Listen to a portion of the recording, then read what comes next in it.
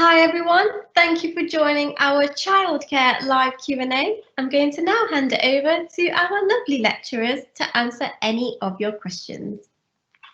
Hello, good afternoon. My name's Georgina Pearson and I work at Brooksby Melton College at the Melton campus, and I deliver the work-based apprenticeships for childcare. So any questions on that, I'll hopefully help answer them. Hello everybody, my name's Victoria Cockram. I'm one of the course tutors for early years based at the Melton campus. We cover the level 3 qualification, so I'll be able to answer any questions at all if you've got anything to do with the full-time education course at the Melton campus. So shall we kick-start off, Georgina, with a little bit about the courses? Yeah, definitely. You want to go first or shall I? I'm happy to go first. So apprenticeships, for an apprenticeship you have to find employment in the childcare sector. So commonly people working in day nurseries, in preschool settings, and also working alongside teachers in the reception stage of children starting school. Are the kind of areas that the majority of our apprentices come to us. So you have to secure your own employment to have an apprenticeship. We can certainly help you with that because we do obviously have a lot of employers who get in contact with us when they're looking for an apprentice. So certainly send an email in and we'll support you as much as we can.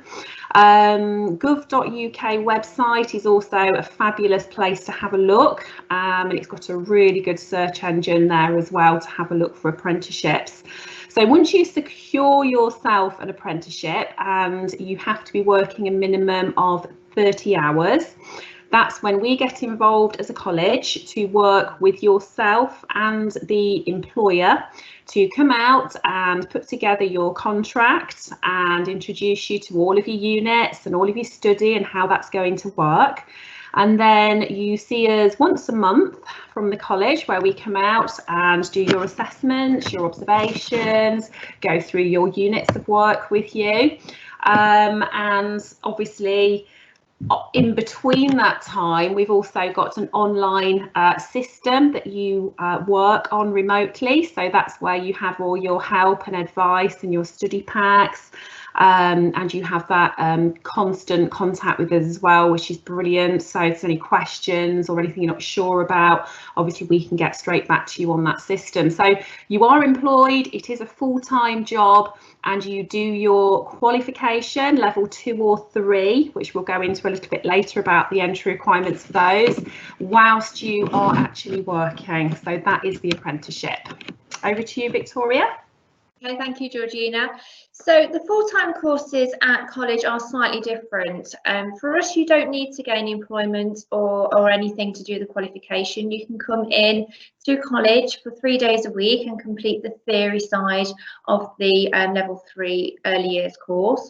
Or you can then go to placement for 2 days a week once you've settled in with us and have got the basics surrounding the knowledge required to go into setting.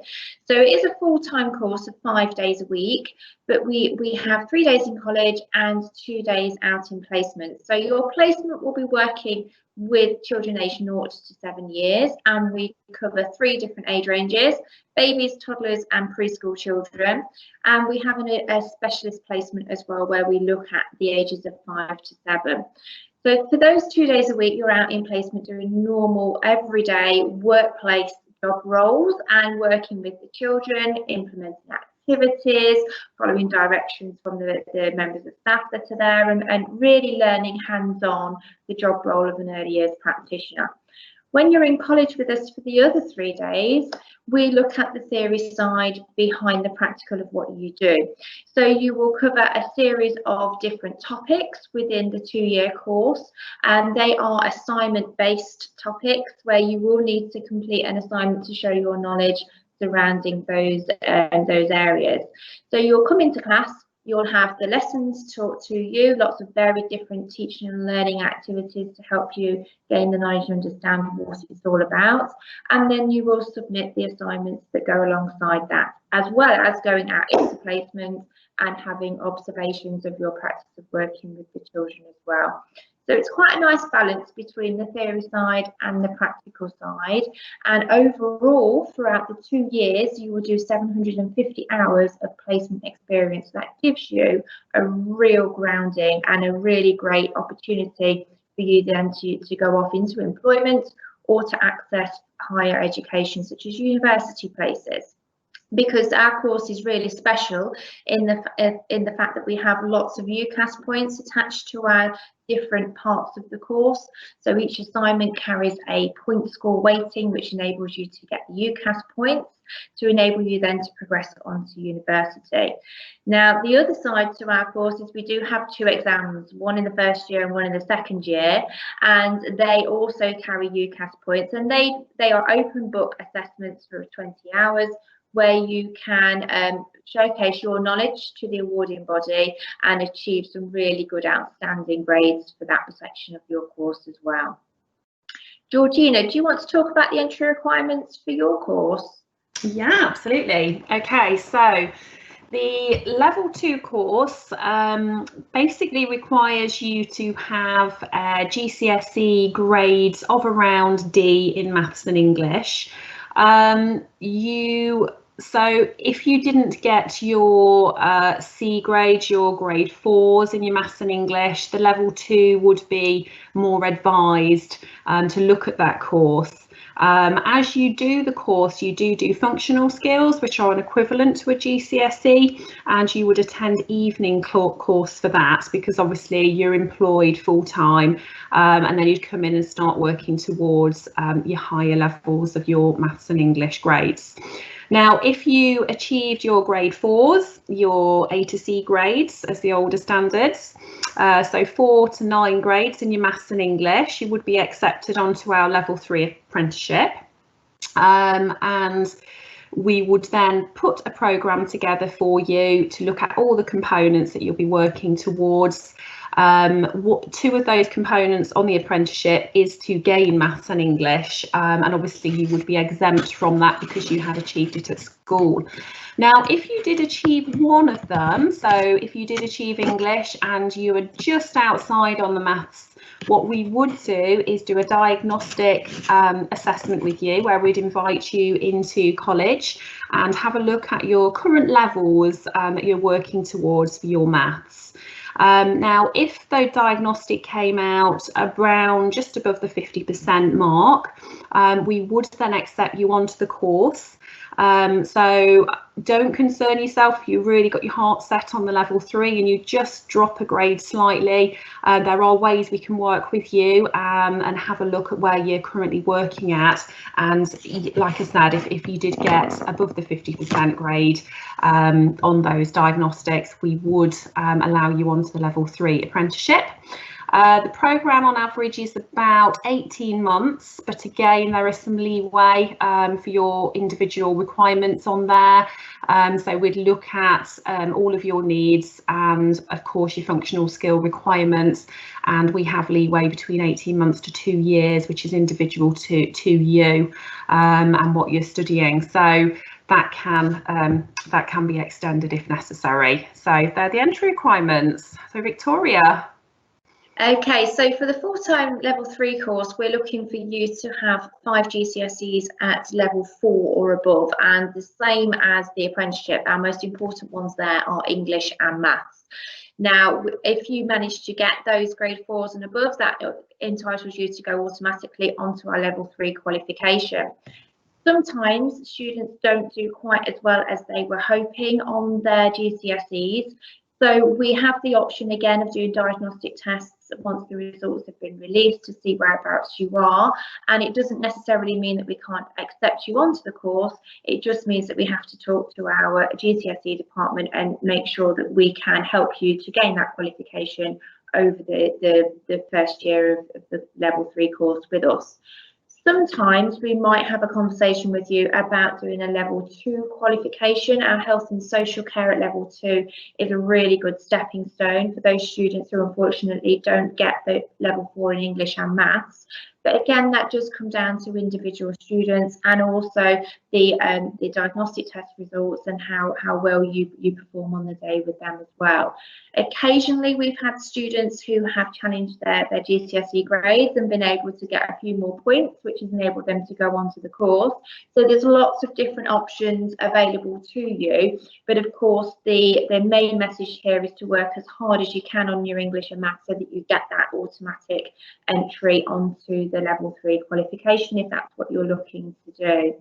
Now, I can see we've had a couple of questions come through. The first being, do you wear a uniform on the course?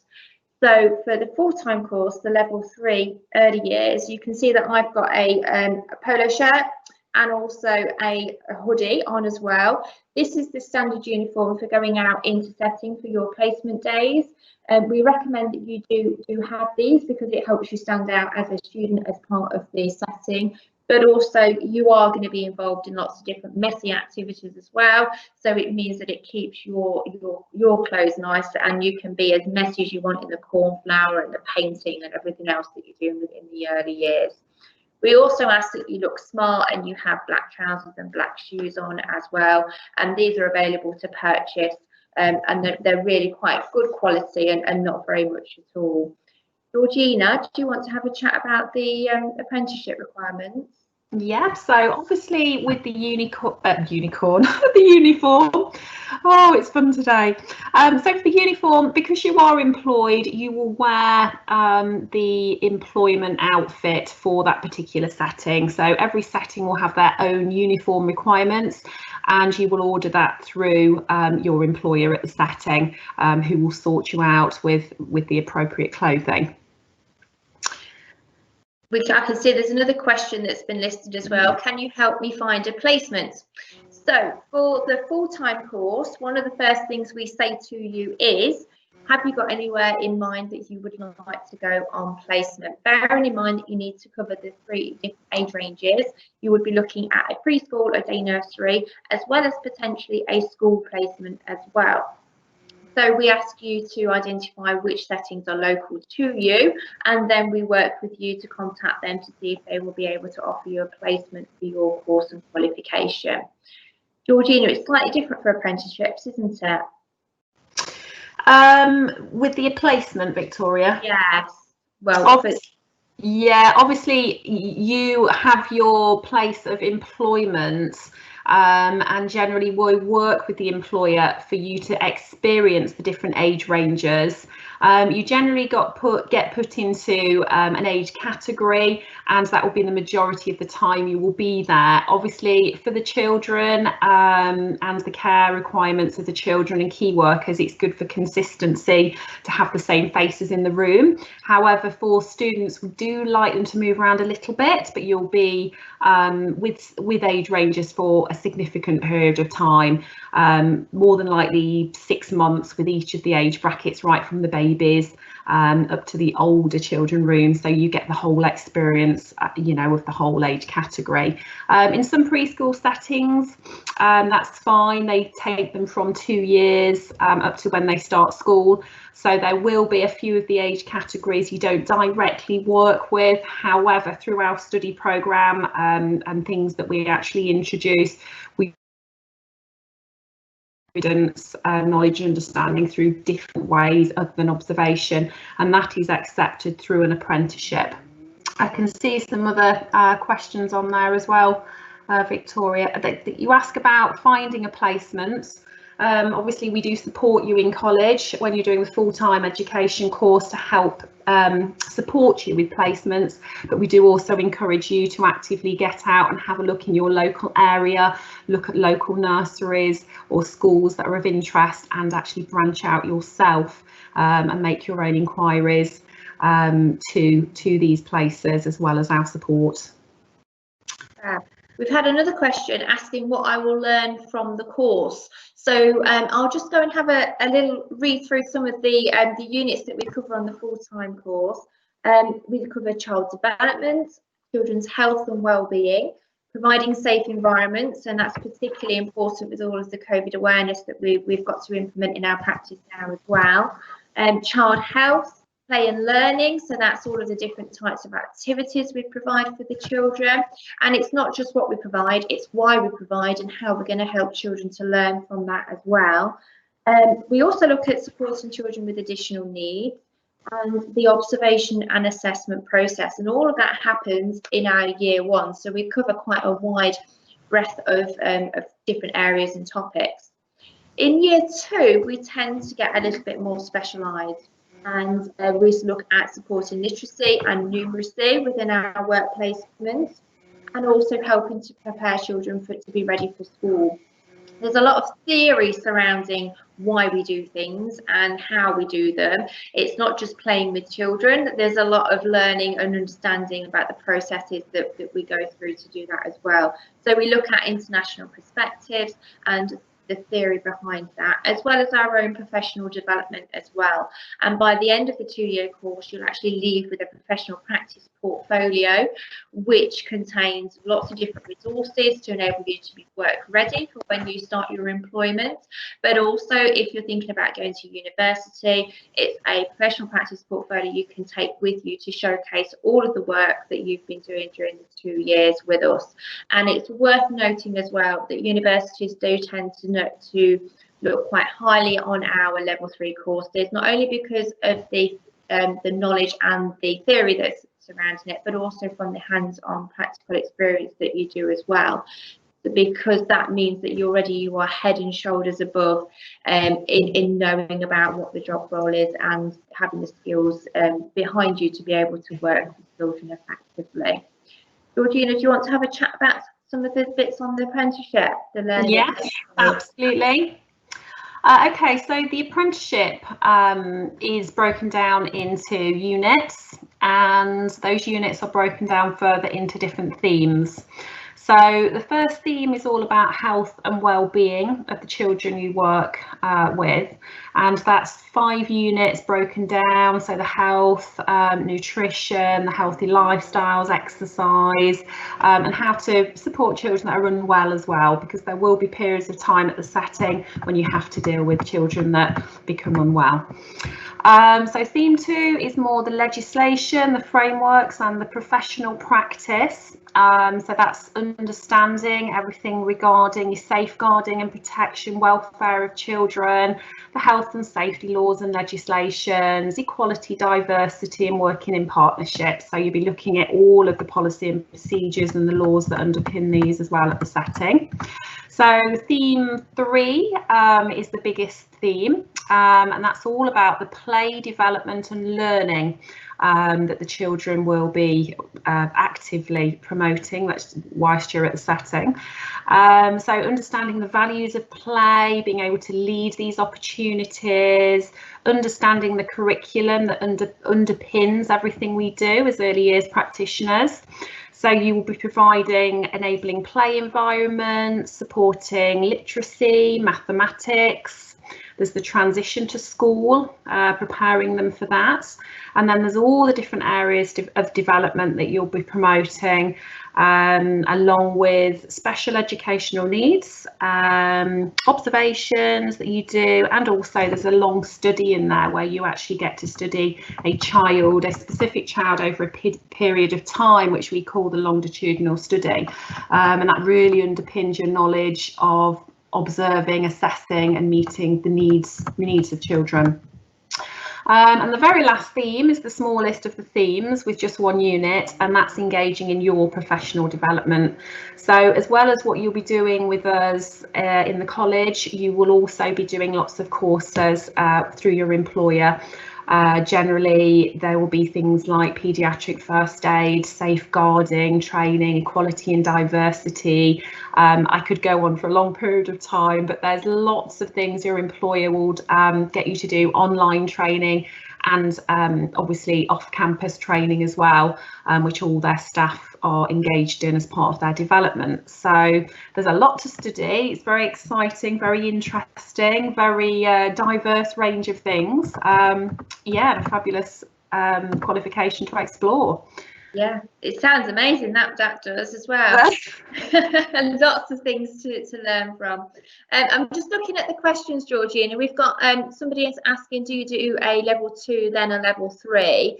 So for us on the full-time course, it kind of depends upon your own GCSE results as to whether you get direct entry onto the level 3 course or whether we would look at doing a level 2, but also your confidence with coming into college and your previous learning as well, as to whether you've got the experience of working with children at all, whether you've been able to do work experience through school and go out and get some experience, or if you've got any babysitting or families whose children that you've been working with along the way as well. So it kind of depends on individual people, but we'll have a chat with you at interview and decide for you which is the best option for you.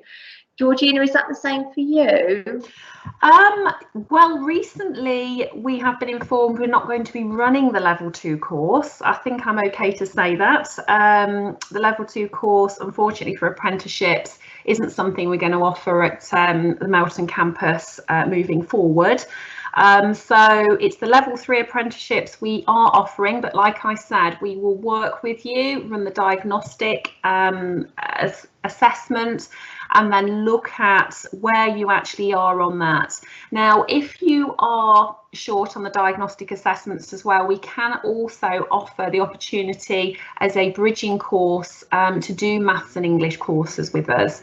So that's another option as well, where you can work towards that maths and English to raise those grades. And once achieving, the literacy and maths that you require, we can then obviously offer the entry into the level 3 course. So we would be looking at getting you onto a level 3 apprenticeship, extending the time, if that is something you need to add as part of your apprenticeship requirements. So, yeah. Okay, I can see another question there, which looks at males in the profession, and I have to say that we do tend to attract more females than males. However, every year that I've taught so far, we've had at least one male on the course, which has been absolutely fantastic. And it's not something to let you be put off at all if you think you're going to be the only boy there. Because don't forget, we're in a college full of lots of different courses as well. So your time outside of the classroom can be spent mixing with lots of different people. But also, going into the profession, we do really try and encourage as many males as possible to come and join the early years field, because they bring such a wealth and enjoyment to the children that they work with that no one should ever let that put them off joining a level 3 course. Don't you agree, Georgina? Absolutely, 100%. The employers I work with, they absolutely relish having a male role model as well in the setting. It is female dominated. It doesn't need to be at all, and they love to have a male role model, like I say, in supporting the younger children as well. So definitely. Fantastic. Is there any, I know we've not got much left, is there anything else that we think we need to share, Georgina? I was just thinking about some of the things we've been doing enrichment wise. We try and pack our courses for the full-time course as much as we can, and that COVID hasn't stopped us from doing that at all. We've been really fortunate in linking up with a local setting, and we've been going live from the classroom into the early years nursery and leading lots of activities for the children, and that's worked really, really well. And the students have really enjoyed that time working with technology, but still being able to work alongside children as well. How's things been for your end, Georgina, with apprenticeships?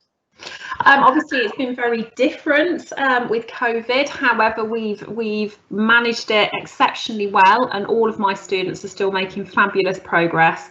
With the use of our one file system, which is an online portfolio, you will have all of your work and requirements all online. So as soon as you log in, you will see everything you need to do. You can see your progress, your deadlines, your submission dates. There's nothing you can't access. So it has been absolutely fabulous to work with that system. I'm always there as well at the other side on the internet, so that message come through to me. I get an email prompt as well to say whichever student it is has messaged me, and I can go back in and respond. So it's been extremely efficient and has not prevented anything from happening. I haven't been able to come and see you directly in settings, but again, still we've done team chats, I've made phone calls, and some settings have allowed me to do Zoom and Teams observations as well. So everything has been moving along beautifully, which is all great news. Good to this technology. Fantastic. Seeing if there's any more. Oh, I can see another question just come through. Is this course suitable if you want to become a teacher? So remember I spoke earlier about the UCAS points that are attached to our full-time course. This enables you to apply for a whole range of different qualifications at university, and teacher training being one of them. And I've had lots of students who have been successful in gaining their first choice placement at university from doing our course, and have achieved the UCAS points to enable them to go on and do so. So that's a really good success story, but shows that, you know, you don't have to go to and get your A-levels. You can take a vocational course and still be able to get to where you want to be. The other side of it as well is you could become an early years teacher from working in the in settings in the preschools and day nurseries, and that is a different pathway, but something that is equally as valuable and equally as enjoyable as well. Don't think we've got any more questions. Oh, what are the classrooms like? That one's just popped through. Oh yeah. So, the classrooms are obviously got tables and chairs, but the early years setting is very much quite a homely feel. We've got display boards up across the walls, we've got cabinets that are full of lots of different resources, and when we're able to, we are very hands-on, so we'll do activities such as painting to be able to enjoy the sessions like the children would, and to build our confidence in providing that for the children in setting as well. We read stories, we have a book corner area in there, we try and make it a real good early years feel, as well as being mindful that we have a lot of learning to do while we're there as well. So we've got the classroom side of it as well. So I hope that answers your question, and some of the things that have been put on the live sessions should be a tour of the room and a little bit of a look of some photos and things of what our early years classroom looks like. There's also a question there about transport, and that would be a question that we would need to refer you to our student services department, so that they can help you to find out what the transport links are like and whether you would be eligible for any help in that area as well.